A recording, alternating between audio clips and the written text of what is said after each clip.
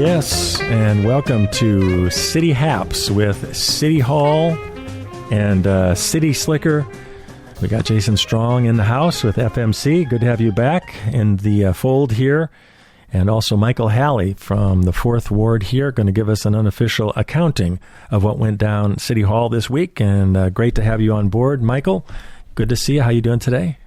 Good. Glad to be here. Excellent. And just reminding you that you can catch up on the latest here at KRUU, 12:30 p.m. Tuesday, the day after City Council meets. Each City Council session the following Thursday for dinner time, 6:30 p.m., and then the following Monday morning, 6:30 a.m. And what's on the docket? Well, we had a rather long meeting, so this is an informal review of that that's very abridged. All right, so regular council meeting from October 24th, 2016. On our consent agenda, the only thing worth mentioning is there was a resignation at the police department, and so I just want to give a little plug. They are hiring for a new police officer. So if anyone listening has any interest in that, you can actually apply on the city website. So you go to cityoffairfieldiowa.com, and there in kind of the middle section, employment opportunities, you click that, and then it'll show, I think the only one up there besides the police officer is lifeguard, and then you can apply online if you're interested. Any special sort of requirements or... the requirements aren't that extensive because they actually train. That's part of the deal. That's part of the deal. So you don't have to have already done police academy. And is there must be an age requirement? Yeah, I think it's at least 18. Okay. They want high school, or at least GED. So grads. Okay. Equivalent. Have to be in decent health to be able to fill the functions. But yeah, there's a lot of on the job training. My understanding, the way it works is that. The cost of academy is paid by the department if the employee stays for a number of years. And if they leave before that time, then they owe for that cost. I see. So part of it is the academy training that goes along with it. Yeah. Yep. Is there a time commitment as well? I guess you you can leave anytime. But then you might owe the money for the academy. All right. We had 3 appearances. We went ahead and let our library director, Rebecca Johnson, go first because they were short-staffed at the library, so she gave her annual report. Let's see if I can hit just a few highlights. She did say that some old technology is obviously falling off, like VHS, and then new technology like downloadable audiobooks are catching on more. I have to commend the library for being they're very well managed fiscally. So they know they have some capital expenses coming up in some of the systems in the building, and they're already planning for that and saving a bit back. They also have a property that was going to be had been talked about that the library would build out into the existing parking lot and then use this property south of the library for parking. It never happened. There was never a need for it to expand. So that property is kept as income property and actually brings in a modest amount, but it's useful to help subsidize the operation. So the library manages it, and then they use whatever is left there from that for their expenses.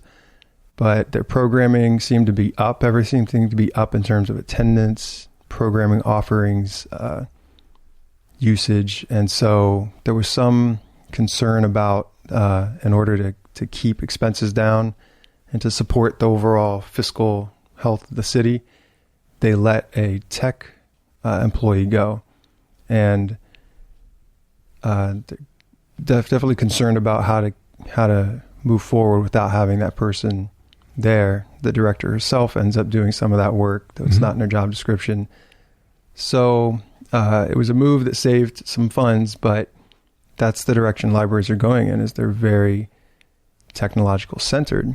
They haven't been able to, without this employee being there, haven't been able to have their Tech Tuesdays like they used to.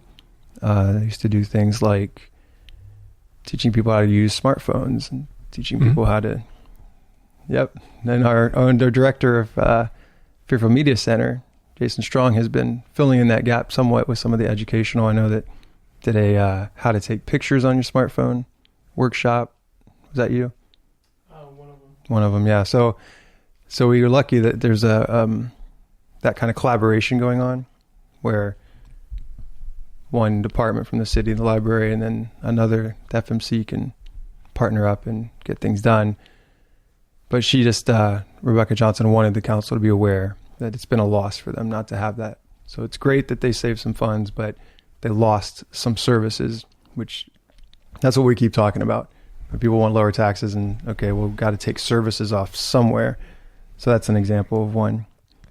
But I think everyone agrees our library is just really stellar for our town. It's actually the amount of usage they have is per capita is much higher than other towns our size. So they really do a lot. And there was some talk about potential interest in expanding their solar array, but the board wanted to wait to see what Alliant Energy's position on certain rebates was going to be. So we may hear more about that in the near future. That's right. Solar powered library. Yeah. Very cool. They have a lot of capacity on the roof. It's just a matter of how to finance getting the panels installed. Mm-hmm. We also heard from Rustin Lippincott. He gave the Convention and Visitors Bureau. So I'm just going to shorten that to Visitors Bureau, so not to be confused with his other role, which is the Convention Center. Right. Arts and Convention Center. So the Visitors Bureau is funded by the hotel motel tax. It's a 1% tax that is added to, I believe it's 1%, added to the bill for anyone staying in a hotel or motel within the city limits. And that goes, and then the way that the city of Fairfield does that, 100% of that goes to the Visitors Bureau to pay for their operations, to pay for a part-time director, because Rustin's also part-time. Well, he's more part-time with the Visitors Bureau and more full-time with the center. So Terry Baker really is the one full-time Visitors Bureau employee. Mm-hmm. So Rustin did give her a lot of credit for a lot of the work that they've been doing. Yeah, she does great work. So just to recap, last year it brought in a group who did a visitors assessment, looking mm-hmm. at the community from visitors' perspective who've never been here, which led to recommendations, which led to committees working on those recommendations. So if you remember the blade signs for downtown, mm-hmm. that came out of that. City created a new blade sign ordinance that outlined, and then the CVB actually was offering financial assistance to businesses that wanted to add blade signage. So blade signage is the sign that comes out from the building perpendicular, and it's so that pedestrians can read it rather than the sign that's flat on the building is easier for people who are driving. They also recommended outdoor dining to mm-hmm. expand that. So we've been working on that, and we're getting closer to our final amended version. I could talk about that a little later, and then wayfinding is coming, and that's going to follow the new branding that they worked on, community branding. When that is unveiled in mid-November, I think is their date, then we can start talking about wayfinding. And wayfinding is for visitors who don't know where their main attractions are located. If they're coming in one of your main entries, we have 4 main entryways in Fairfield, there should be ideally signage that points them in the right direction. So if you're coming in, say, the south side of town, and you're looking for the university or the convention center or downtown, those kind of things, the main, you can't get too busy on a sign and still make it legible. So you want to point towards your main locations. And then if there's a turn in the road, there really should be a sign there. So good wayfinding guides people from entryway to location. It doesn't just point once, and then, how do people know if they want to go to the university, they have to follow Highway 1 to the north side of town. So because Highway 1 has a couple little jogs and little turns, good wayfinding would have a sign at each of those points. So these are kind of things that are yet to come, but this is all thanks to the Visitors Bureau taking the lead and saying, how can we make Fairfield's visitors, its tourism market stronger? And the reason that tourism is deemed as a positive is because it can bring in out-of-town revenue by doing things that actually enhance the quality of life for those of us who live here. Right. So if we have a lot of interesting things going on and people out and about, which is a big part of it, that's why the outdoor dining is important. Making your square a plaza is another thing that came out of this. That just the more people are out and can be seen and bump into each other and interact, the more attractive your community is. Yeah, and I think Fairfield has a great reputation too for, I just talked with somebody who came from Mount Pleasant for the first time to see some places here, and they love Mount Pleasant, but Fairfield just has a little more buzz. Yeah, there's something about it. Well, that's interesting because Rustin said last year, Fairfield hosted this regional tourism group, mm-hmm. and they do this event. I can't remember the term for it, but dine around. Was it dine around? Mm. They go around and try foods at different places. And he said they went to it this year, and it was in some other town. Not going to name the town. I don't want to compare. But he said so many people came up to him and said, Fairfield's Dine Around was the best. Nice. There's this memory of it just being unique mm-hmm. and really good. So we want to carry that good reputation forward. All right, and the third and final, and this leads into an ordinance that we didn't move on, but it's out there, and so I just want everyone to be, anybody who has any interest in this to pay attention.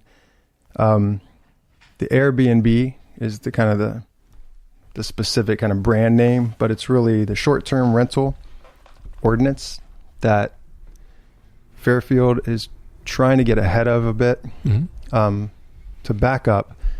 And this was, I'm glad Councilman Revelinsky said this, John Revelinsky said this, because I was thinking the same thing as I was reading the ordinance. I was thinking, are we being too heavy-handed about something that could just be one of those things the city just doesn't interfere with, which is if private property owner chooses to rent a room or a part of their house, or if they own a property and want to rent the house, through this mechanism, it's kind of more online mm-hmm. and not making an official business out of it. Does the city need to be involved? Well, I do have to say, I'm just not, but this has been a big issue in places like New York and other places where it may affect whether this business can even continue, because if people, it's one thing if it's occasional, and I'm anxious to hear what you've decided, but if it becomes a business that isn't a business, that doesn't pay like other businesses, because, and it seems like some of these new, brilliant, utopian thinkers figure out a way to have something not be what it is, but it still works for them the same way. It's fascinating elements. Now, because we're smaller, it may be different. It's exactly the same. You just nailed it. It's people gaining the benefit of what a business gains, which, have hosting people to stay in a property, but not paying the same, let's say, property tax that a business, a business pays different property tax than a residence, not paying into the hotel motel tax because they're not considering themselves an official stay, though they are, and not, and this is where it gets into what we consider public safety, not having inspections for fire safety, and maybe also just the integrity of a neighborhood. Mm.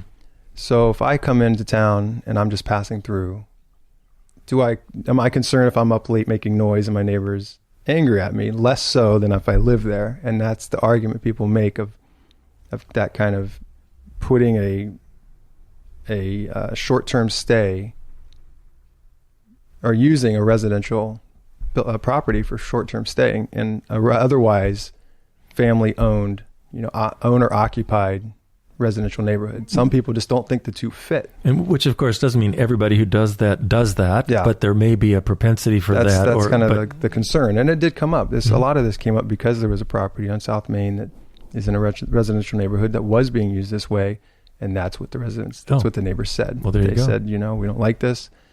But now what we're trying to do is put objective criteria. So if you meet the objective criteria, then the neighbor's input, which is more subjective, doesn't really apply. So if you can meet the criteria, so the ordinance at this point says none of these shall operate in R1 zoning. So R1 zoning is just residential. R2 allows for duplexes and, getting into something more than just one building with one occupant or family. You can start breaking them up in that way. So R2, R3, and B1 business, this is allowed, but not in R1. So I looked at the zoning map last night, and there's large portions of our city that are R1. A lot of it's the newer parts where the southeast portion, kind of south of the country club, and that area is R1, and Suburban Heights that was annexed into the city voluntarily at some point. It's the furthest west we have is R1. So there's some areas where this, without a variance, would not be allowed. Now, variances can always be sought. So if there's an ordinance and you want something that the ordinance doesn't allow, you can ask for a variance, which is basically just an exception in your case, if you make the right argument. So we had some members of the task force that's been looking at this for the last months speak, and basically they did what we almost always do, which is take best practices. That's how we did our dining. You take best practices from other communities that are as similar to you as you can find, and then you modify them, and you throw out what you don't like, and you keep what you do. I just want to ask, obviously, if you own a house, you can have anybody you want come in, your family and so forth. This is specifically related to Airbnb? Yeah, and there's one other that's... Or something like that. Something where you register. So they... Oh, I see. For an online registry. Yeah. Obviously, if you're doing something privately... If it's just you... It's your world. Yeah, exactly. But once you officially register on one of these sites... Gotcha. Airbnb is one, and there's another, I can't remember the name. You are, in our opinion, in the cities under this ordinance, you are acting as a sort of short-term... rental, I suppose, situation. So you're acting like almost a B&B, bed and breakfast. With some, obviously, exceptions like a Ragbri or Fairfield, or if there is. Yeah, right. In those situations, there'll have to be exceptions. But the thing is, I suppose those sometimes people do charge, but mostly those are not. Usually not. And so this would be something if it's ongoing and there's money being exchanged, et cetera, et cetera. So fascinating. Fascinating conundrum, what it means and what... Yep. It seems so simple on one level, and it's spread quite a bit. Yeah, right? It's very popular. Councilwoman Katie Anderson said her family has not stayed in a hotel in the last 5 years. They exclusively use Airbnb. They find it more comfortable for them and more intimate, cost-effective. Yeah. Well, they can all stay in one room instead of having to get two hotel rooms, and it just usually there's access to a kitchen and it's cheaper. So we did not move forward on the first reading. We want anyone interested in this to digest the ordinance, read it. The city council has to as well. We have to really understand what we're talking about, and then we'll look at it at our next meeting, first meeting in November. That's the 14th, this November. So we tabled or postponed. That's something I've been talking to our city administrator about, which is the proper term, because I think we used postpone. If you want to deal with it, the next tabled means you have to untable it to get it back on the agenda.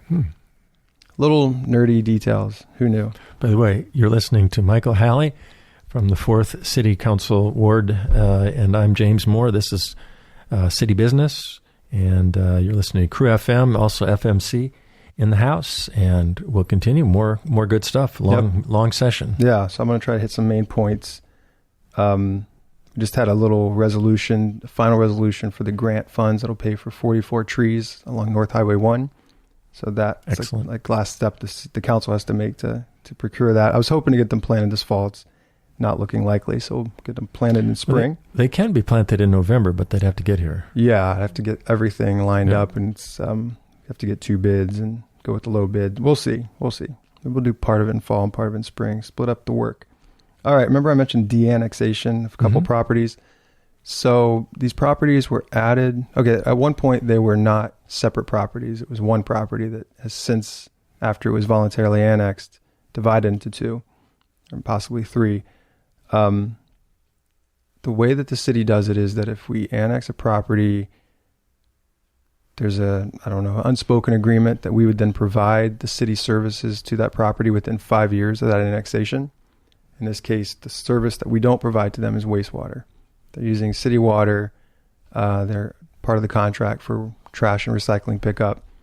And then recently we've added a snow plow, but that's a separate agreement.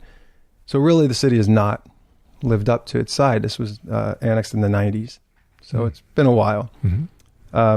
Because we don't offer those services, these two property owners want to go ahead and become part of the unincorporated county again, pay a little lower property tax. They don't get our services, and I shouldn't even say any longer. They won't get the recycling trash left this privately contract.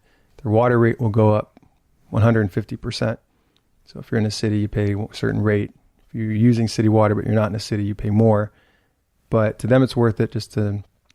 there are also fewer laws in unincorporated zones. So it actually passed. We were six council members last night. One was absent, but it passed 4-2. And I don't know the exact reason, but I think 2 of the council members just felt that we may develop out there at some point and may bring in sewer. To me, it's if you get to that point, then maybe you look at re-annexing them. But at this point, there is no plan to develop that area. It's right at the edge of town. And so... I know it well. Yeah. So we're sorry to see him go, but it makes sense that things didn't pan out the way they're intended to. Real quick, the Walton Lake site, there's a tower that I think it was Mediacom decided not to use any longer. They asked if the city and the county wanted to buy it. So city and county are going in together, getting the tower, and it will service the area of Jefferson County better. The location actually reaches more areas than the tower that's currently by the courthouse. So they can take the courthouse tower down? They're going to take that down because it's degraded and it's dangerous. So as soon as everything's been moved over, it'll be 911, police dispatch, fire, sheriff, all those will be moved over, and that tower by the courthouse will be taken down. So we just had to divide up costs. So who takes care of the road? So we say 50-50. Who maintains the tower? 50-50. City, county. Standard kind of procedure. But this is something that started, I think, last year and just now finalized. The next several items we're moving forward on the Urban Renewal District, or TIF district, around North Campus Village. So North Campus Village is looking to expand about $5 million project in low to moderate income housing. Wow. And they want to use this tax increment financing system that the city developed that doesn't give them any money up front, but once they develop in this district and the properties are on the tax roll, they get rebates that help with the infrastructure cost. So again, it works such that the money they're getting back as a rebate is actually revenue they create. The development itself creates the revenue, and then the city gives them back a portion of it. Not all of it, but a portion. So it's ultimately a win for the city. And because LMI caps the price at about $145,000 per unit, 2-bedroom unit, the interest has been very strong, and he's got deposits on every unit. They're not even built yet. So it's Martin Brett. So he's very excited to move forward. He said it's been a pleasure working with the city, and good. And so we'll move on the actual. We have a public hearing set for a November 14th meeting for the development agreement, which is the specifics of how much of that increment gets rebated. So if anyone's interested in that, come to the meeting. Big project. All right. We were trying to move to our second reading of the outdoor dining amendment to fix a few things. But then the word trying. We were a local business owner, a restaurant owner, Betsy Holland from Revelations, came, and I was glad to see her getting involved. And she talked about some other parts of the ordinance that she had concerns about that were issues for her. And so we asked our city attorney, is it appropriate to amend the amendments and add other amendments as we're going? Should we stop? Should we start over? He said, well, if you stop now, don't read this one.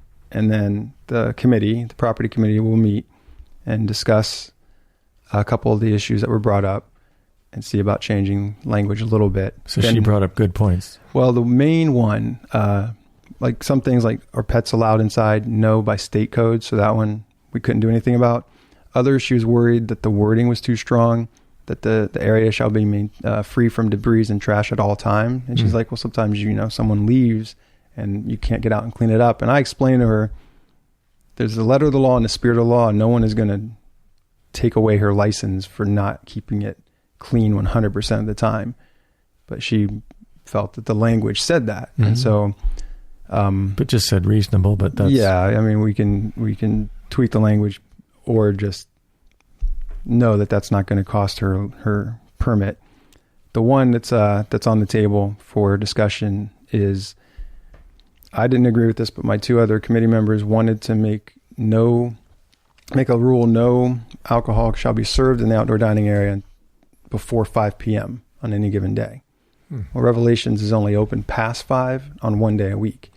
Yeah, no, I mean, it seems like on a weekend, that's, well... So we'll discuss it. But I mean, it seems like on a weekend... Well, they're willing to take a look at it. So that would probably, of all the things discussed, be the one that may change. I don't know if we'll ease up the language of the keeping it clean, just to make it seem a little less. So we kind of put the brakes on.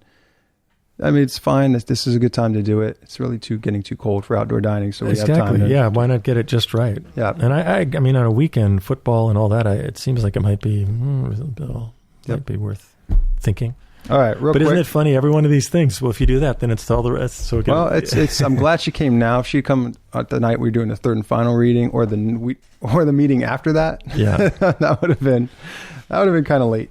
Real quick, Public Safety and Transportation Committee had talked about a few plantings in the right of way. They feel like the city code is fine. It just needs to be more education. So Beautification Commission might help them educate people about what can and can't be planted in the right of way before planting season next year. Gotcha. Also potentially looking into we talked about an urban deer management plan in the past, and there's some interest in that again in certain outskirts areas. It's basically managed bow hunting. So they're going to look into applying to the DNR by May if the council agrees. So if anyone has any thoughts on that issue is back on the table. What about wild boar? Yeah, I'm not sure. So I haven't seen any, but me neither. Alrighty, and then that's pretty much it. The project report from Melanie Carlson. Things are moving along. The facade project downtown is now 8 weeks behind schedule. Last month it was 4 weeks behind schedule, so I hope those guys can catch up. But are they out there, or just those big trucks? Yeah, you see them some days, and other days they're just not there. But well, you know what? It's it's been good weather for doing some stuff, and if it's Iowa, I'm sure it's not going to be good weather for too much longer. Yeah. Well, they have their due date to finish the project, so they know that, so they're aware of it. So I gotcha. Sometime next year. Well, I'll tell you what, thank you. Always good to see Michael Halley. This is James Moore. You've been listening to City Biz with Jason Strong in the quiet seat behind us. Watching. He's always watching. And we'll be back in a couple weeks right here on Solar Powered KRUU-FM.